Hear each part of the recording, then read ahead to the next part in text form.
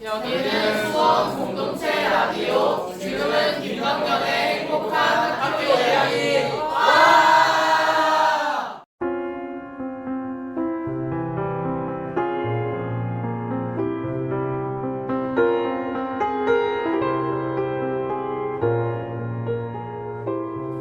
안녕하세요. 김덕년의 행복한 학교 이야기 시작합니다.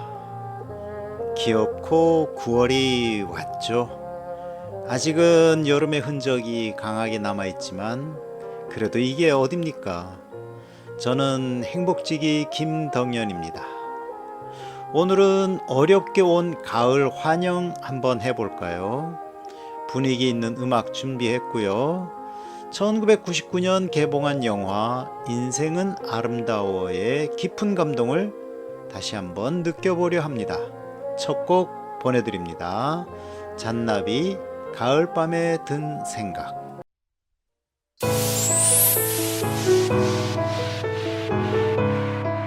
학교 이야기가 궁금하신가요? 김덕년의 행복한 학교 이야기.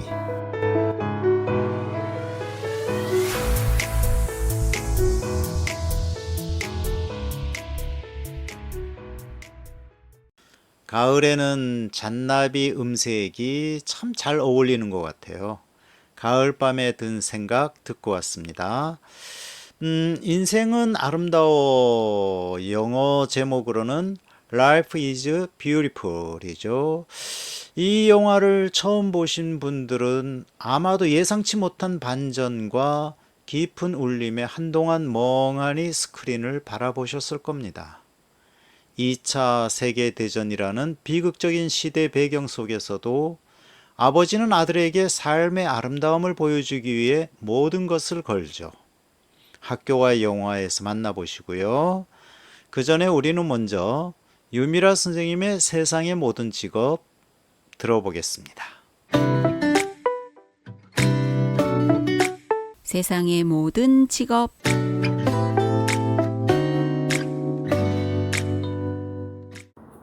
안녕하세요 여러분. 세상의 모든 직업 이야기의 유미라입니다. 오늘 전해드릴 분야는 국내가 아닌 해외에서 한국 대사관에 근무하시는 외교관과 공관 주재원입니다. 지난주 우리 학교의 인문사회부 선생님에게 책 선물을 하나 받았습니다. 미래를 먼저 경험했습니다 라는 제목의 아프간 난민과 함께한 울산의 1년이라는 부제가 달린 책이었습니다. 우리 학교는 연간 프로젝트로 문화의 다양성 이해나 학생들의 문화적 감수성을 향상시키기 위해서 노력하고 있는데요. 그 일환으로 난민과의 대화나 국제교류 프로그램, 사회 각계각층의 강연 등 지속적으로 시도하고 있습니다. 이 책은 이런 프로그램을 위한 좋은 공부 자료가 되었습니다. 코로나가 한창인 지난 21년 8월, 영화보다도 더 영화 같은 보도를 보면서 국가의 역할이나 인도주의에 대해서 실감하는 계기가 되었습니다. 여러분들도 기억하시죠? 21년 8월 24일 바로 미라클 작전입니다. 지구 저편 탈레반의 위협 속에서 한국 정부의 구조를 요청한 아프간 특별 기여자와 그 가족 390여 명을 공군 수송기로 이송한 말 그대로 기적을 만들어낸 군사 작전입니다. 아프가니스탄 특별 기여자와 그 가족 390여 명 중에서 157명이 울산에 정착하였습니다.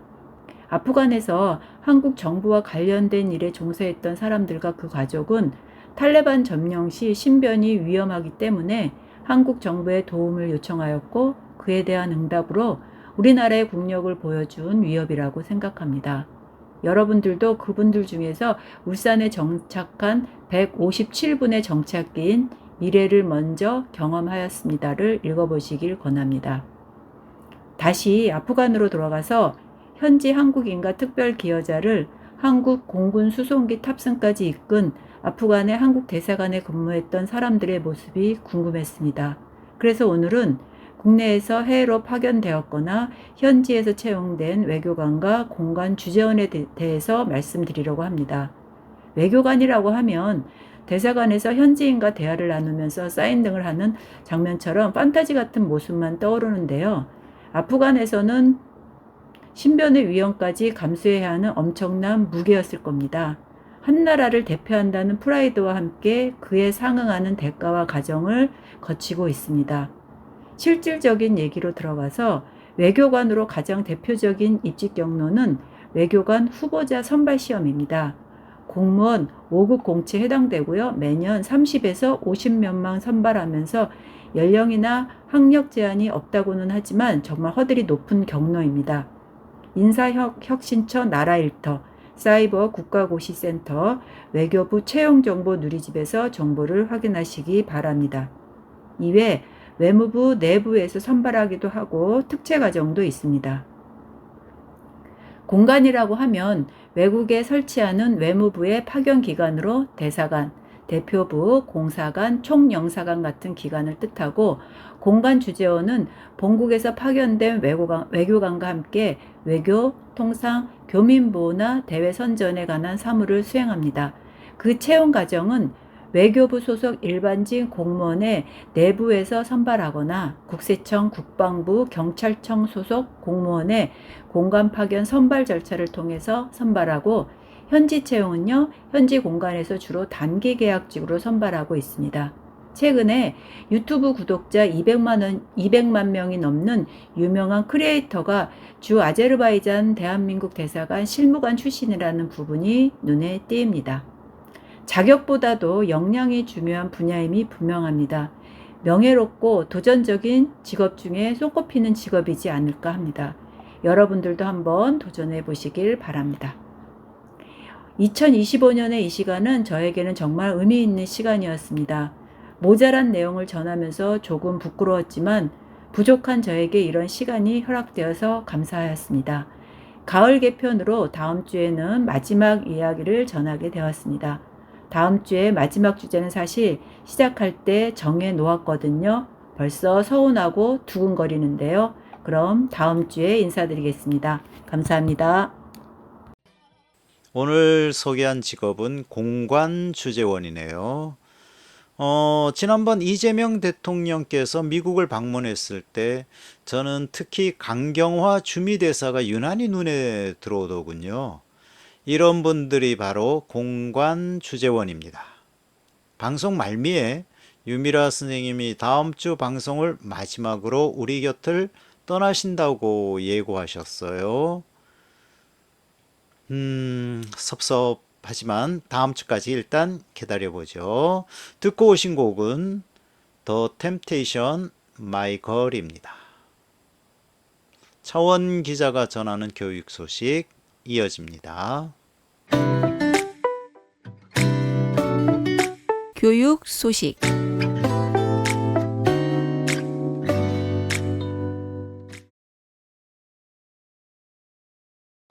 차원 기자님 안녕하세요. 네, 교육언론창 기자 차원입니다. 반갑습니다. 네, 벌써 9월이고요. 날씨도 이제는 제법 그래도 가을 티가 좀 나긴 나는 것 같아요. 네, 올해도 벌써 이제 다 가는구나, 이런 생각이 듭니다. 그래요. 우리 젊은 차 기자님이 다 갔다 이런 소리 하니까 네, 좀 이제 몇 달 뒤면 20대 후반으로 접어들거든요. 네, 그래요. 오늘 뭐 어떻게 그 좀 기분 좋은 소식이 있나요? 이걸 기분 좋은 소식이라고 해야 될지, 뭐라고 해야 될지 모르겠는데요. 아무튼, 네, 우리의 속을 썩이던 분 중에 한 분이 또, 내려가게 되셨다는 그런 소식입니다. 누굴까요? 네, 바로 이배용 국가교육위원회 위원장인데요. 이거는 시원한 소식이라기보다는 조금 답답하고 좀 예, 그런 그러면서도 뭐 얘기네요. 어쨌든 내려가시니까. 근데 뭐 자, 잘하시기를 바랬는데 이렇게 내려가시니까 참, 예, 그러니까요. 자, 일단 안타깝습니다. 소식부터 먼저 들을까요? 네, 우리 그 교육언론체 홈페이지에 이배용이라고 검색을 해보시면요. 이배용 국교위원장에 대한, 뭐 옛날에 나쁜 일 많이 하신 그런 기사에도 나오는데, 최근 기사들, 금거북, 나와 있는 기사들 눌러보시면은 지금 어떻게 돌아가고 있는 일인지 아실 수가 있고요. 이 기사 한번 볼까요? 금거북 내관매직 의혹 이배용 국교위원장 사임 처벌해야 라는 기사인데요. 지금 우리 이배용 국가교육위원장이요, 윤석열의 부인 김건희에게 금거북을 선물한 뒤, 국가교육위원장에 임명 됐다는 의혹을 받고 있습니다. 김건희 씨를 압수수색 하다가 이배용 씨가 준 그 금거북이랑 편지가 같이 나온 건데요. 이거 무슨 금거북 뭐 좀 범죄한 그냥 영화에서 이렇게 깡패들이 막 주고 뭐 그런 장면들이 나왔었는데, 아무튼 참 우리 교육계에 또 아주 부끄러운 일이 아닌가 싶습니다. 사실 26일 날 이분이 국교위원장에서 퇴임하는 거라 25일 남은 상황인데요. 이렇게 또 불명예스럽게 내려가게 됐고요. 또 이 교육대개혁 국민운동본부 라는 곳에서 또 성명을 내면서 이 사임으로 끝이 아니다. 처벌해야 된다. 이렇게 성명을 냈습니다. 이분이 47년생인데 지금 학교 들어가시면 좀 많이 힘드시지 않을까 싶긴 한데, 뭐 제가 있으면 뭐 나이에 상관없이 들어가야 되겠죠. 그래서 이런 이배용 위원장이 이제 입장문을 녹음일 기준으로 어제죠. 1일 날 내고 국가교육위원장 사임한다. 송구스럽게 생각한다. 사실 여부는 조사 과정에서 성실히 소명하겠다.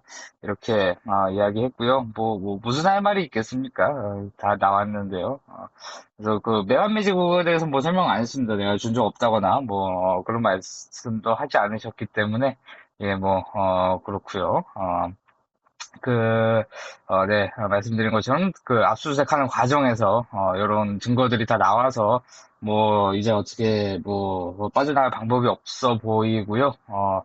근데 문제는 이제 이분이 국교위원장을 하면서 참 많은 그동안 숱한 논란들을 댓글 공작 관련자들이 이렇게 함께하고 있었고, 그럼에도 리박스쿨이나 그럼에도 뭐 별다른 조치를 하지 않았고, 또 뭐 교육발전계획과 관련해서도 뭐 알박기 논란, 뭐 요런 것들도 또 있기도 했고, 뭐 대학 등록금 뭐 자율화에 관련해서도 또 문제가 있었고, 또 이렇게 교사들이나 교육감들 의견을 잘 받아들이지 않았다. 국교위 운영을 하면서 그렇게 독단적으로 운영을 했다. 요런 또 논란도 있었고, 또 회의를 하면서 굉장히 호화스럽게 이렇게 비싼 호텔에서 비싼 밥을 먹으면서 회의를 했다거나 뭐 이런 식의 많은 참 문제들이 있었는데요. 아무튼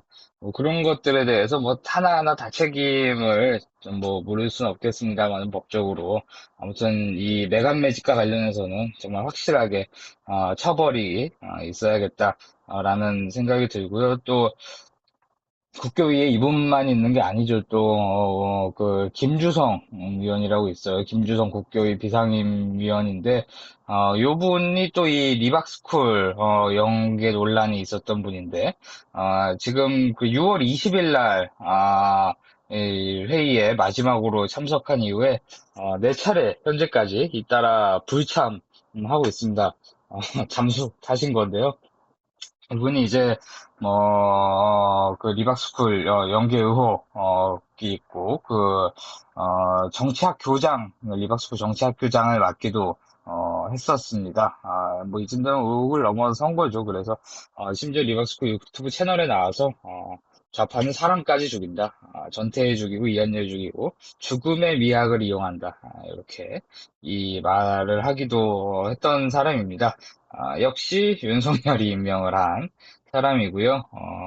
지금 26년 3월까지 임기가 있는데, 좀 많이 남았죠. 이제 내년 3월까지면 꽤 남았는데, 또 이렇게 계속 잠수를 탈지, 아니면 우리 이진숙처럼 나오면 계속 버틸지, 뭐 어떻게 할지는 모르겠습니다만, 이럴 거면 뭐 이진숙처럼 하는 것보다는 차라리 잠수하는 게 낫습니다만, 이럴 거면 이 국교위원직도 내려놓는 게 맞지 않나 이렇게 생각을 하고요. 예, 그래서 지금 국교위가 많이 어려운 상황입니다. 사실 이 문재인 정권 때 교육이 100년지 대계이니만큼 이렇게 사실 교육부는 교육부 장관이 바뀌는 거에 따라서 이렇게 많이 바뀔 수밖에 없잖아요. 근데 그래서 국교위라는 거를 만들어서 우리가 그 좀 통일성 있고 전문성 있게 그리고 현장감 있게 잘 교육을 해 나가자는 취지로 만든 건데 하필이면 이 초대위원장으로 이배용 이런 분이 금거북이와 함께 오시는 바람에 참 그 잃어버린 몇 년, 잃어버린 3년을 여기 국교위가 보내게 됐습니다. 하지만 이제는 좀 달라져야 되겠죠. 원래 취지에 맞게 국교위가 잘 돌아갈 수 있기를 바라고요. 또 이 차정인 그 부산대학교 전 총장이죠. 이분이 이제 국교위원회 위원장으로 왔는데요. 그동안 뭐 이렇게 그 교육계에 보여준 교육 철학이나 그런 것들을 봤을 때 뭐 좀 잘 하지 않을까라는 생각이 현재까지는 드는데 그래서 이제 국교의 원래 취지에 맞게 좀 잘 운영을 해 나가는 그리고 이제 또 방송에서 국교회가 이런 일을 했는데 아주 잘했다. 이렇게 좀 좋게 이야기할 수 있는 그런 국교회가 되기를 바라는 마음입니다. 네. 네, 정말 저기 기사 마지막에도 보면 무능, 파행, 매관매직, 부패 참 다 하고 가시네요. 네, 그렇습니다. 네, 오늘 선곡은 어떻게 되나요? 선곡은 요 금거북 하니까 이 가수 거북이가 또 오래간만에 생각이 나는데요. 거북이의 비행기 들으면서 네, 오늘 마무리하도록 하겠습니다. 네, 수고하셨습니다. 고맙습니다. 네, 고맙습니다. 지금 여러분은 수원공동체 라디오 김덕년의 행복한 학교 이야기를 듣고 계십니다. 저희는 다양한 이슈를 탐구하는 시그널입니다.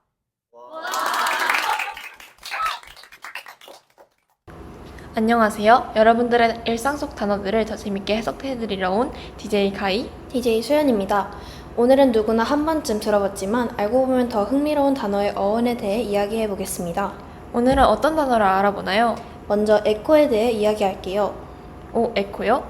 평소에 궁금하긴 했어요. 에코백 할 때 그 에코 대체 뭐의 줄임말이에요? 환경? 생태? 뭔가 좀 멋져 보이긴 하는데 잘 모르겠어요. 좋은 질문이에요. 그 에코의 진짜 시작은 사실 소리에서 왔다는 사실 알고 계셨나요? 소리요? 그럼 환경이라는 아무 상관없는 거예요? 처음엔요. 에코는 그리스 신화 속 요정 이름이에요. 자신의 말이 아닌 남의 말만 따라할 수 있었던 그 요정이었습니다. 아, 그 산에서 야호 하면 돌아오는 메아리? 근데 그거랑 에코랑 관련이 있어요? 맞아요. 그게 바로 에코의 본래 의미예요. 메아리, 울림. 그래서 에코 체인버, 에코 이펙트도 같은 맥락에서 온 단어인 거죠. 근데 그런 소리가 어떻게 환경을 상징하게 된 거죠? 에코라는 단어가 진화했기 때문이에요. 20세기 중반부터 에코는 사회적 반영, 즉 어떤 말이나 행동의 영향이라는 뜻으로 확장되었어요. 아, 정책 발표가 사회적 에코를 일으켰다. 이런 식으로요?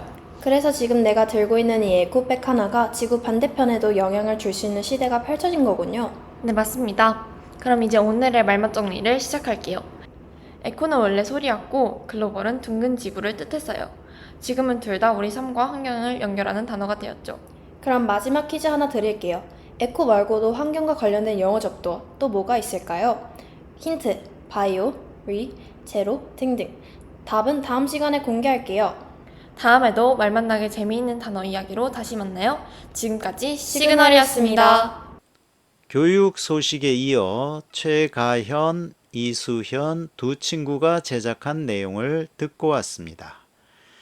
에코의 어원에 대해 설명했는데요. 또 듣고 오신 곡은 머라이어 캐리의 Without You였습니다. 지금 여러분은 수원공동체 라디오 김덕년의 행복한 학교 이야기를 듣고 계십니다. 학교와 영화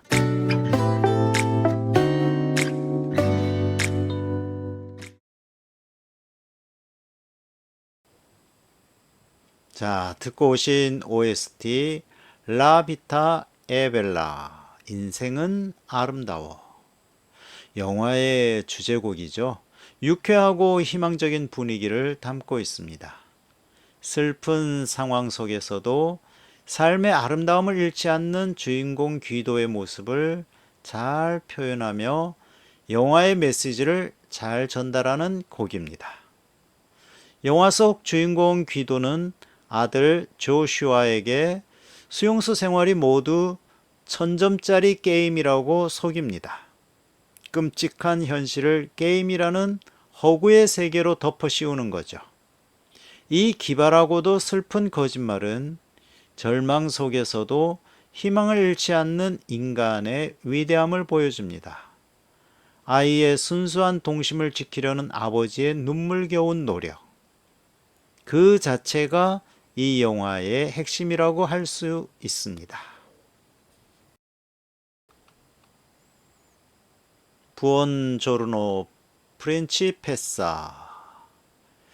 이 OST는 귀도가 도라를 부를 때 사용하던 말에서 제목을 따온 곡입니다. 경쾌하고 로맨틱한 왈츠풍의 선율이 인상적이죠. 귀도의 유머러스하고 낭만적인 성격도 잘 보여주고요. 영화 초반부 두 사람의 사랑이 싹트는 장면에 주로 사용되었습니다.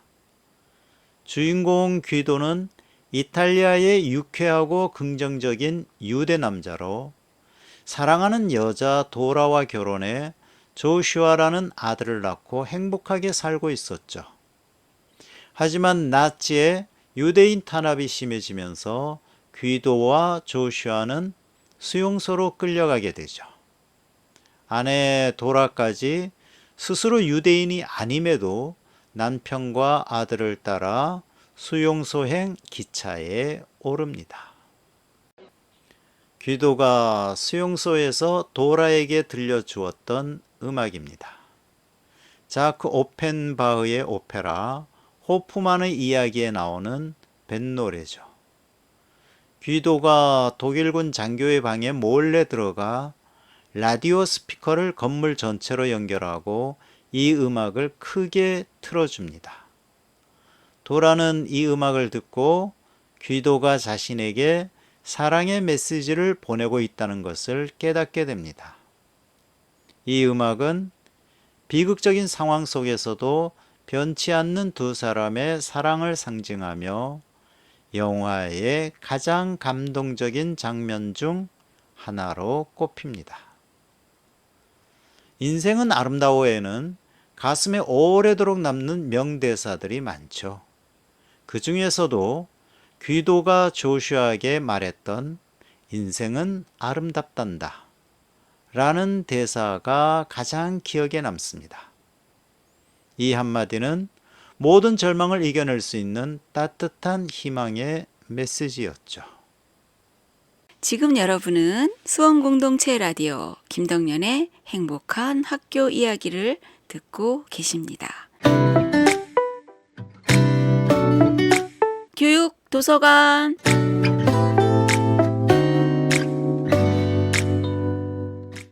오늘 소개할 도서는 마커스 주삭의 책도둑입니다.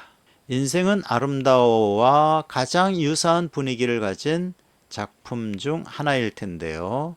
2차 세계대전 당시 나치 독일을 배경으로 죽음이 직접 화자가 되어 이야기를 들려줍니다.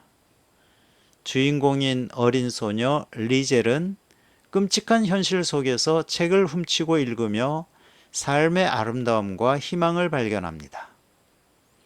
절망적인 시대 속에서도 인간의 따뜻함과 순수한 사랑이 어떻게 빛을 발하는지 보여준다는 점에서 영화와 깊은 공통점을 가집니다. 제목, 책 도둑은 주인공 리젤입니다. 처음 주인공의 동생이 죽어 공동묘지에 묻을 때 무덤 파는 사람이 흘린 책을 주운 일. 두 번째로 마을 광장에서 불온서적 소각 운동 때 책 한 권을 집어온 일 때문에 책 도둑이라고 한 거죠. 리젤의 친부모는 공산주의자로 자식까지 수용소에 끌려가는 것을 막기 위해 리젤은 남동생과 함께 시골 동네로 입양됩니다. 열차 안에서 동생은 세상을 떠나고 가까운 묘지에 묵고 다시 길을 떠납니다. 리젤은 눈밭에서 직사각형의 검은색 무언가를 발견하고 호기심에 주워들죠. 리젤을 맡아주기로 한 사람들은 부부인데 사람 좋은 아저씨와 그런 아저씨에게 매일같이 잔소리를 퍼부으면서도 역시 마음은 좋은 요리치 아줌마 부부입니다. 리젤이 밤에 깨어나면 아저씨와 함께 단어 공부를 하며 책을 읽기 시작하죠. 책 도둑은 영화로도 제작되었습니다. 음악 보내드리겠습니다. 멜로망스의 Our Story.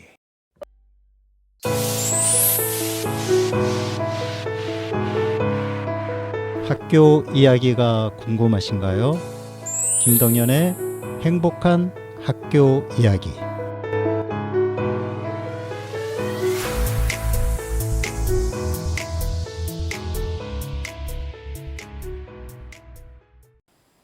오늘 행복학교는 여기서 마무리해야겠네요. 인생은 아름다워 영화와 함께 가을의 감성을 느껴보았는데요. 어떠셨나요? 이 영화는 우리에게 비극 속에서도 삶의 아름다움을 발견할 수 있다는 것을 말해주죠. 리게이라 레스타테 스타 피넨도 마지막 곡으로 보내드립니다. 지금까지 행복지기 김덕연이었습니다.